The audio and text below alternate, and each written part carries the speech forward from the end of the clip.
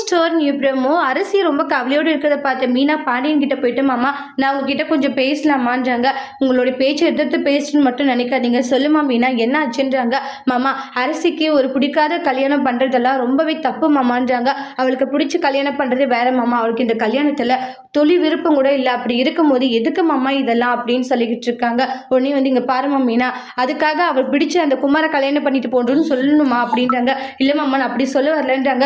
நீ சொல்றத பார்த்தா அப்படிதானம்மா இருக்குன்றாங்க. இங்க பாரு என்ன சொன்னாலே கண்டிப்பா நான் பார்த்து வச்சிருக்கிற மாப்பிள்ளையை கல்யாணம் பண்ணிக்கினா அவ சந்தோஷமா இருப்பான்றாங்க.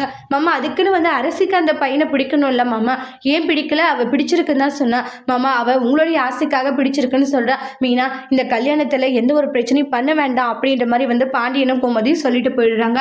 அப்ப வந்து எங்க இந்த மாதிரி பேசினேன் விடு மீனா, நம்மளால எதுவும் பண்ண முடியாது. எங்க அப்ப அரசியோடைய வாழ்க்கை கண்டிப்பா இவன் நல்ல பையன் தான் சந்தோஷமா இருப்பா, அதுக்காக குமார போக போக மறந்துடுவா சரியான்றாங்க.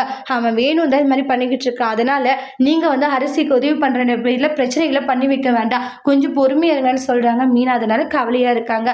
அதோட இந்த பிரமோவை முடிச்சிருக்காங்க. தேங்க்யூ.